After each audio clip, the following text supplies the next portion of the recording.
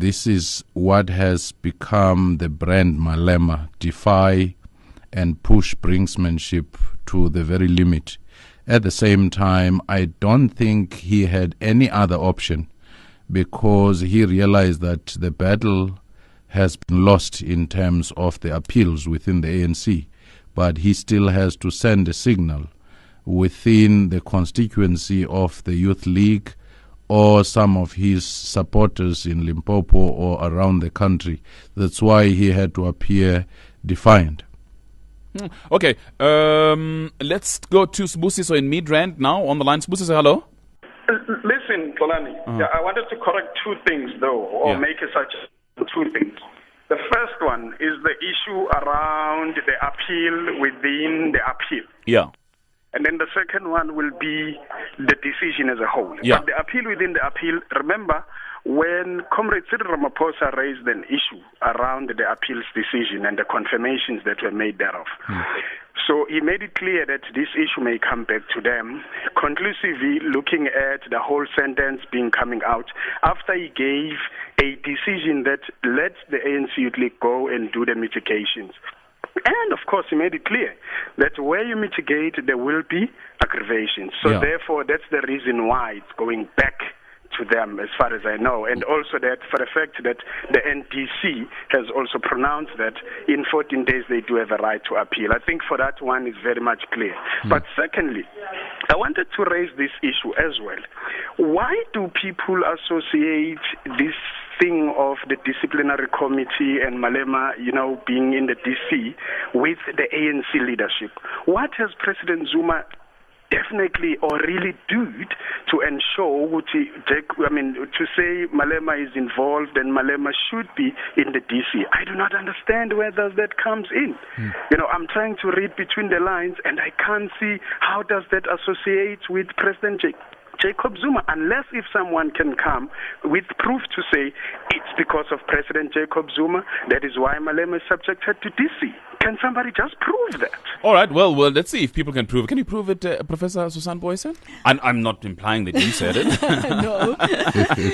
In politics, it takes a lot of circumstantial evidence and interpretation to arrive at a certain point. Yeah. And Julius Malema certainly has been one of the first to make it clear that he doesn't support Jacob Zuma for a second term as ANC president anymore. And the Youth League, they shouldn't be overrated, but they certainly have mobilizational power around Polokwane. We know that they took the role of much of the foot soldiers going around and ensuring the mobilization of delegates, making sure that the right kind of delegates gets elected to go to Polokwane. And it is in that context, the Youth League potentially having that kind of role and him being a very outspoken person, nurturing those sentiments and potentially mobilizing. And, of course, on the Secretary General side of the ANC, Fikile Mbalula being pushed as a replacement for Gwede Mantashe. So there are specific pieces of evidence. It is not wall-to-wall evidence, but in politics, the smoke often is a big part of the fire. All right, I'm going to go to the lines. Among the many emails that I'm receiving, here's another one that's just come through from the ANC Women's League. It's a response to the NDC outcome. They are saying the ANC Women's League feels that it is unfortunate that it had to come to this, where a member was expelled from the organization. However, we believe the decision of the ANC should be respected and upheld. The NDC is an important ANC structure, and we call on all structures of the ANC to respect the outcomes of this process and refrain from damaging the organization's unity and reputation further. And that's an email that has just come through, together with a whole host of emails responding to this matter. Here's another one from Tsebo in Cape Town, who says, Malema will bounce back. We are unshaken. Regards. That's Tsebo in Cape Town. Another one from Siabong Sotsi says, the NDC was established by the ANC and Comrade Malema was present. This is about discipline, nothing else. Emancipation of economic freedom in our lifetime is a good content for a program going forward, and I support it. Comrade Malema had not even shown remorse, singing derogatory songs with the sitting president, totally sowing division within the organization. Lobbying for a particular leadership is allowed in the ANC, but not perpetuate divisions in the organization. Siyabonga Sici on email. An email from Adelaide in the Eastern Cape says, it's so unfortunate that Zuma expelled his product, but that does not change economic freedom in our lifetime. Amandla, Comrade President Julius Malema, Lutando Adonis on that email. Another one, how does an expelled Malema takes his matter to the NEC? Your guest must not confuse listeners. That an email came through from Lugaju. I'm going to ask Dr. Figeni to respond to this particular one. How does Malema himself take this, or does he use those in the ANC Youth League who still support him to ensure that this matter is taken to the National Executive Committee? But before he does, let me take Madoda in Johannesburg. Good morning to you, Madoda. Hi, how are you, Xolani? I'm fine, welcome. Okay. I was also wanting to speak on the same point about the confusion that your analysts are sowing to the public, because they are insinuating that the disciplinary process doesn't end with the appeals committee. As a member of the ANC, I know very well the disciplinary process will end with the appeals committee's decision. Beyond that, Malema will not be able to petition anyone. Non-members can petition the NEC of the ANC. That would be very chaotic.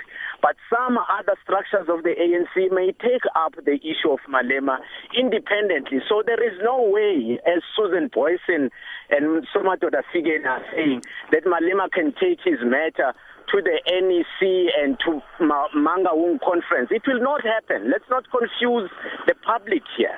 Okay, so in your view, Madoda, it ends with the appeals process. It's not my view. That's the view of the ANC and the ANC constitution. If they have contrary opinion, let them tell us what clause are they talking about. Okay, Madoda, let me start with Professor Boyson here. We know part of the process is described as the people have more recourse after that. And it doesn't specifically say, I believe, that only members can do that. If it is a person that wishes to retain the membership, my interpretation is that even if it's other bodies, other persons in the ANC, NEC, they can raise it there. So right. It can certainly return to those platforms. Dr. Figeni, justify it?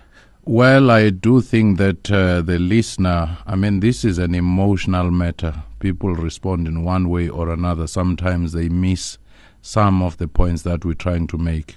To say that there's still a space that the matter can be raised within the NEC, and it can be raised by the leaders who are closely associated with Malema or with the Youth League. It can still be raised in the NGC or in the National Conference. It doesn't necessarily have to be Malema himself going into those spaces. But constitutionally and procedurally, in terms of the ANC, it ends with the appeals process. If then you raise it at the NEC level, in what capacity do you raise it? There is a space for a sufficient number of people if within the NEC they feel that this matter needs or deserves an attention. And I've indicated in several interviews that it's unlikely that even those who want to raise it will have sufficient numbers. All right. Let's go to Tumani in Port Elizabeth. Hello, Tumani. Good morning, Xolani. Hi, welcome.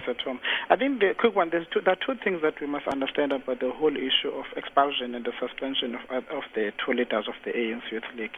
Mm-hmm. The first one is what Professor, I hope I'm not confused, it was alleged earlier on. The first one is what Professor Figeni was raising. The society and the rest of those people would believe to what has been raised by the ANC Youth League and articulated by Julius, that of our country still defined by poverty and deep inequalities. And I think those issues will remain haunting the ANC and the society for as long as they're still prevailing in our society. What must be understood by those who sympathize with the leadership of the ANC, it is the manner in which they conduct their own issues. You may be right in principle, but what is important is how you address your own principle. I think Julius has fallen short with that. If there's a good thing that must be done by people who sympathize with Julius, it is to continue to teach him discipline and how to behave. The last issue is that whoever wants to understand the outcome of the process, we need to face a reality here that much as the ANC is presenting itself as a united front, the ANC in reality continues to be defined by divisions. There are those who want to see Mangaung the other way and the other one opposite way. And therefore, if you want to appreciate the outcome of the discipline, you must look at it in that fashion. Okay.